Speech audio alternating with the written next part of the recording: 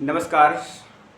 मैं Arvind Yadav, APS classes Kudwar Sultanpur special biology के लिए। जैसा कि हम लोग पिछले वीडियो में पढ़ रहे थे कि नाइट्रोजन क्षार, तो इसके पहले वाले वीडियो में हम लोगों ने देखा कि जो प्यूरीन और पिरिमिडीन बेसिस हैं उनमें मेजर डिफरेंस क्या होता है। अगर आप उस अंतर को देख लिए होंगे तो ज़्यादा बेहतर होगा। तो आज हम उसी प्यूरीन और पिरिमिडीन में जो नाइट्रोजन क्षारक हैं उनका केमिकल स्ट्रक्चर क्या है, वो कैसे बनते हैं, किससे जुड़ते हैं, कैसे उनकी मतलब जो स्ट्रक्चर है, उनके संयोजी कोष, उनकी संयोजकता कैसे, यानी कि एक प्रकार से बायोकेमिस्ट्री का पोर्शन आपके सामने रखा गया। क्योंकि ये नीट वाला, जैसे अब नीट की बात क्या करें, इस समय नीट का तो जो हाल है वो तो बेहाल हो गया। अब आइए देखते हैं, यहाँ पर अपनी हाल सही करो, नहीं तो इधर भी बेहाल हो जाएगा। तो बात तो हमारी ये है कि हम लोग जो है प्यूरीन और पिरिमिडीन क्षारक को लेकर के बात करने वाले हैं। तो ये जो ऊपर का लिखा गया है टी यानी थायमीन, साइटोसिन और यूरेसिल। टी का मतलब थायमीन है भैया, सी का मतलब साइटोसिन और यू का मतलब यूरेसिल। तो ये तीनों लोग जो हैं, यानी कि थायमीन, साइटोसिन और यूरेसिल, ये आपके पिरिमिडीन क्षारक हैं। ठीक है।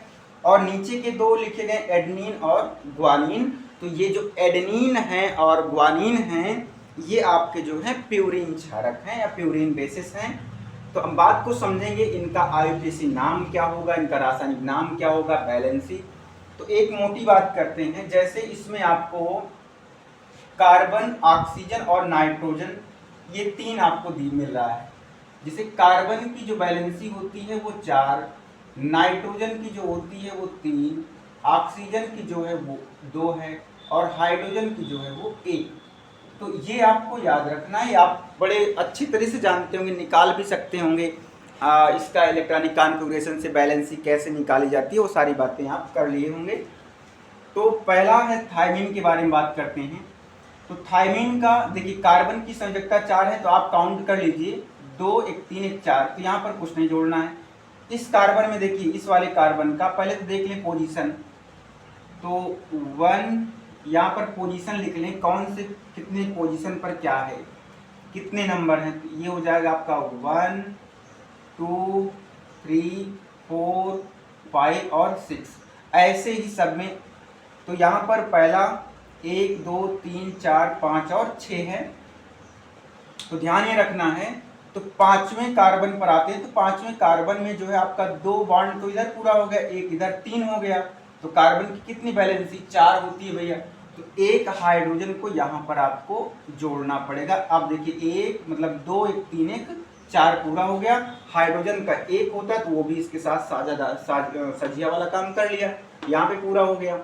ठीक है। और यहाँ पर भी एक हाइड्रोजन लगेगा भैया, क्योंकि 2, 1, 3, 1, 4। नाइट्रोजन का 3 होता है, आप देख लीजिए 3। तो 1, 2, 1 इधर जोड़ लीजिए, आपका 3 हो गया। यहाँ पर नाइट्रोजन 1 इधर जोड़ना पड़ेगा हाइड्रोजन भाई। ठीक है।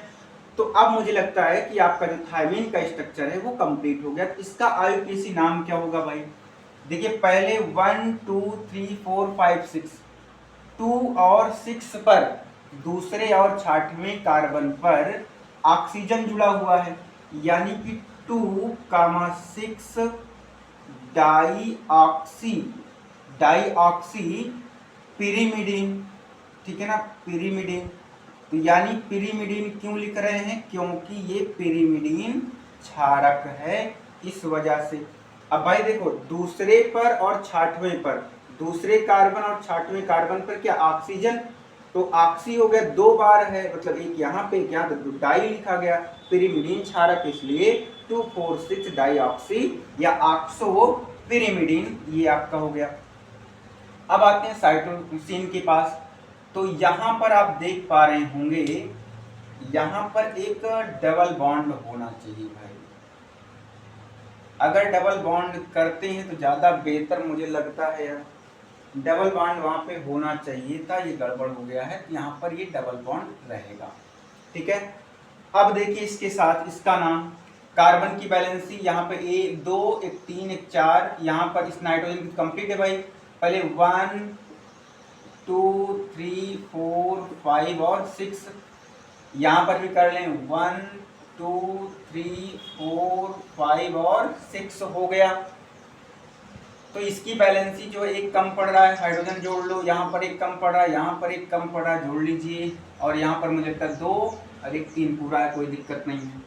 अब यहाँ पर भाई इसका नाम कैसे करोगे, पहले 1 2 पहले 2 आता है तो भाई 2 लिखेंगे, 2 पर क्या लिखेंगे 2 ऑक्सी कामा 6 अमीनो, यहाँ पर NH2 6 अमीनो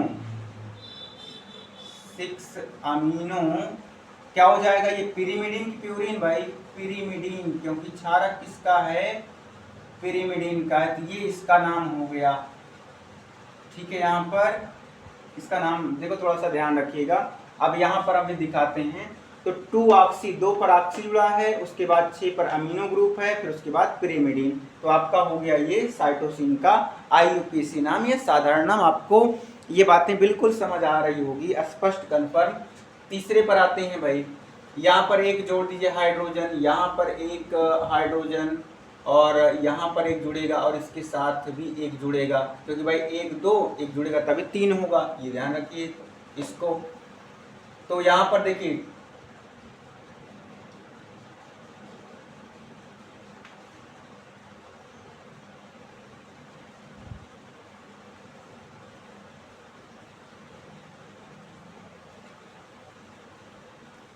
थाइमीन में थोड़ा सा यहाँ पर भाई इस पर मेथिल होगा, आपका मेथिल CH3 ग्रुप होगा भाई, इसको आप चेक कर लीजिए, नहीं तो गड़बड़ हो जाएगा।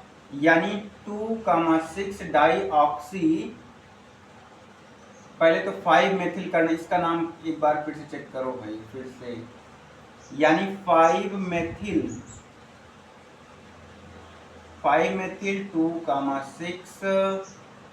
2,6 डाई ऑक्सी पिरिमिडीन, ये भाई इसका नाम हो गया। ठीक है ना, ये नाम होगा, इसको सही कर लीजिए, यहाँ पर बिल्कुल ध्यान दीजिएगा।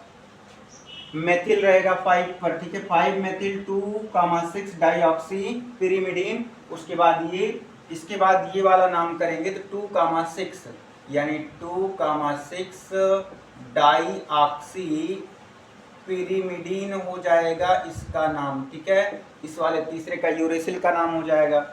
अब आते हैं आपके प्यूरिन बेस में, ये आपका प्यूरिन वाला है, तो प्यूरिन में आप ध्यान रखिएगा,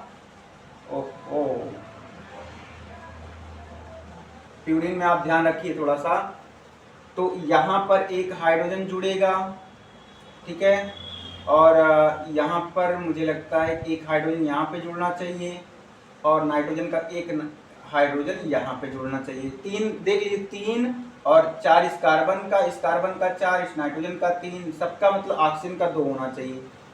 तो इस पर नामकरण कर लीजिए भाई, नामकरण करेंगे तो क्या आएगा इसका, 1 2 3 4 5 6 7 8 और 9, इसमें 1 2 3 4 5 6 7 8 और 9, ये हो गया।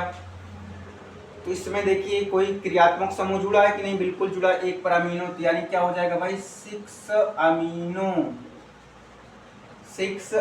और कहीं कुछ जुड़ा है नहीं, 6 अमीनो प्यूरीन, क्योंकि ये प्यूरीन बेस है, ध्यान रखिएगा।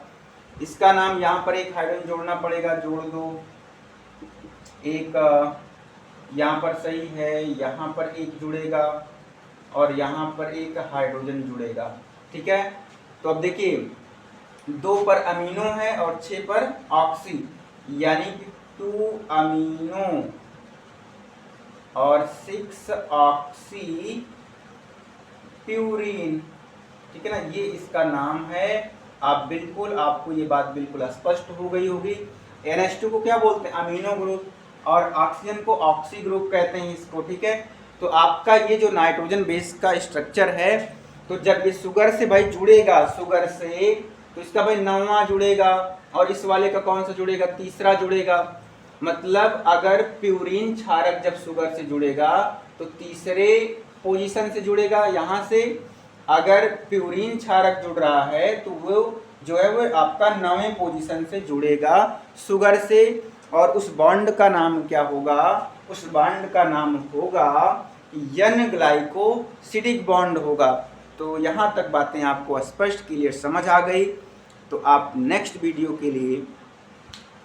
वीडियो देखने के लिए या देखने से पहले आप इसको ज़रूर समझ लें, क्योंकि उसके बाद हम न्यूक्लियोटाइड बनाएंगे, देन पॉलीन्यूक्लियोटाइड बनाएंगे, चारगाव का rule, Watson Crick model DNA, और उस पर कुछ सवाल लगेंगे जहां पर हाइड्रोजन बॉन्ड की संख्या और मॉलिक्यूलर वेट निकालना होगा।